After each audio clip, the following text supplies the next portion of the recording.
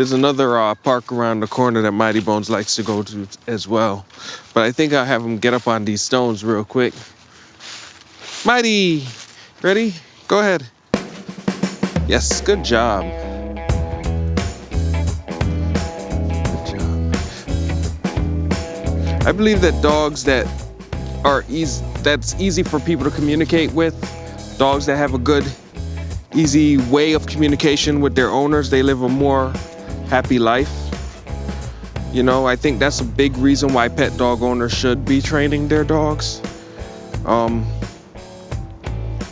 Whoa. Live a happy life, you know? It's a big deal.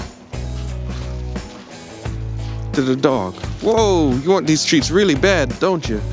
Don't you? Excellent. Let's go through here.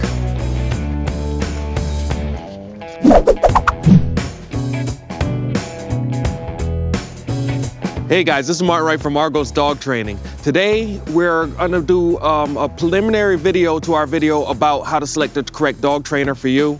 Before we do that video, I think we should talk about why we train dogs anyway. Like, what's the purpose? What's the reasoning? Why should anyone train their dog? Why should they spend any time doing that? So, today in this video or episode, we're gonna be shooting with Mighty Bones. Mighty Bones is my... Hi, Neil. How old is Mighty Bones again? I can't ever remember. 12 years old. So he's I believe a Jack Russell Beagle mix, right? You can see he's very interested. He loves food a lot. He's the first dog that I trained.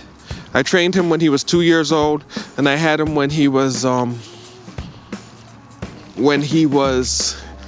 10 months. 10 months is when we met. Taught him a lot of stuff over those years.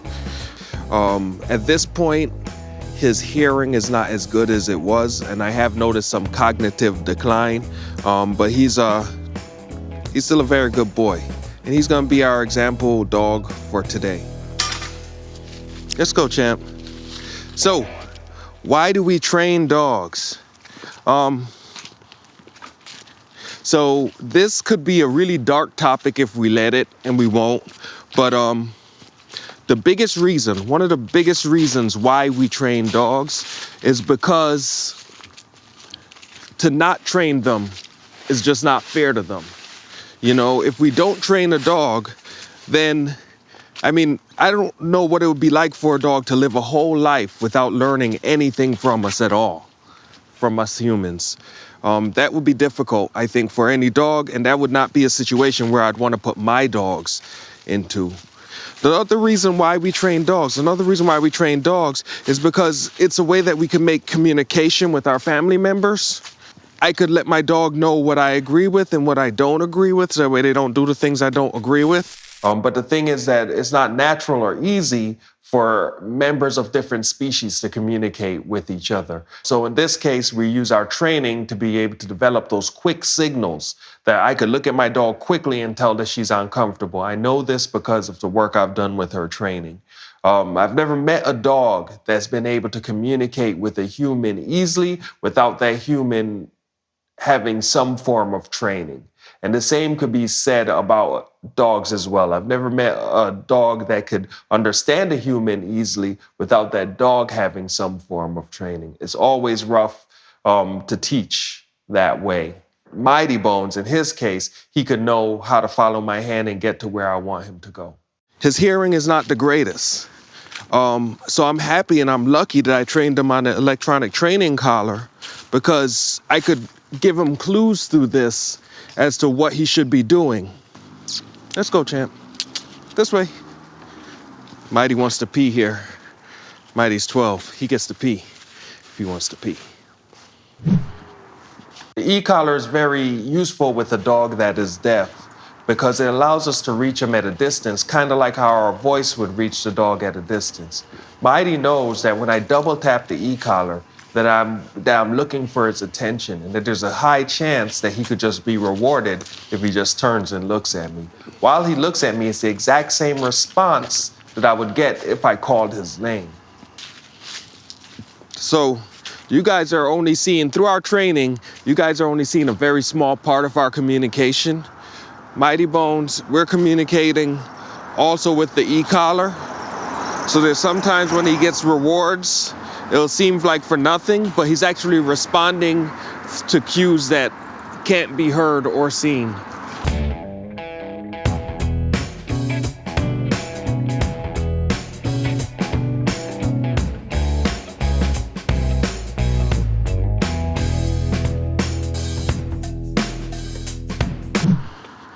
This is one of Mighty's favorite parks.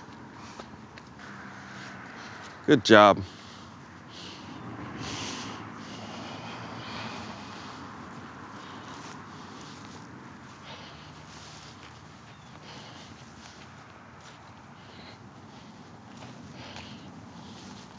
So this is why you train a dog, just so that way you could just walk around. I don't have to worry about this dog running away from me.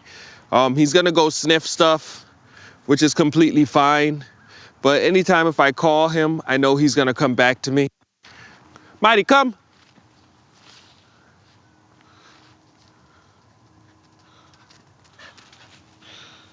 Good job. If you're a first-time dog owner, the thing that you want to think about as you're thinking about training a dog is ease through life.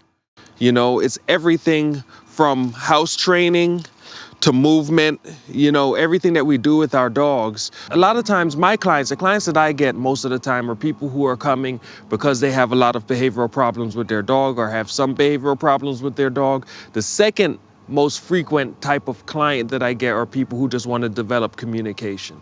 So for that first group, the ones who have behavioral problems, the reason to train the dog, their motivation to train the dog is to overcome those problems. Training is the act of working with and communicating with the dog and making their behavior, when certain cues are given, making their behavior really predictable. We set up a system in which we could communicate and talk with our dogs so that they understand what is yes and what is no. The time that we spend training the dog is not wasted because that time is also bonding time. It is that thing that makes it so that way their dog wants to pay attention to you, wants to look at you, wants to get petted by you. Training is a gateway that leads to many different activities with a dog. Activities like agility. You teach your dog how to climb over things, how to go through things, how to go under things, how to weave around, how to jump. All those things are fun for the dog. Fetch, how to catch a frisbee. Those things are fun for us. The process of doing them, the improvement day by day can be fun for us, and it's going to be fun for the dog. Trick training, teaching the dog how to jump through hoops, how to put his paws up, how to spin, how to sit pretty, how to beg for things, how to bark on command, count. All those things are things we could train dogs to do, and much more. We'll be shooting an episode about how to select a dog trainer or about selecting dog trainers. So if you have any stories about your experience with dog training, with dog trainers that you would like to share with us, we'd be glad to hear those stories. You could drop them in the comments below about any experience you have. If you have any questions about dog training or about dog trainers, drop those in the comment, or you could hit on Twitter, Ask Argos, and we'll be able to answer those in our upcoming series. If you enjoyed what you saw here today, then definitely give us a thumbs up and subscribe to our channel. You can learn more about Argos dog training through our social media, which there will be links in the description below. Until next time, enjoy your day and enjoy your dog.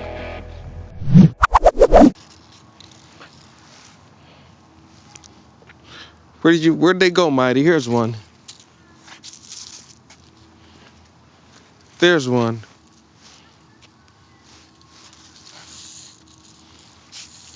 Dogs can follow a point. Many animals can't do that. All right, Mighty, let's go.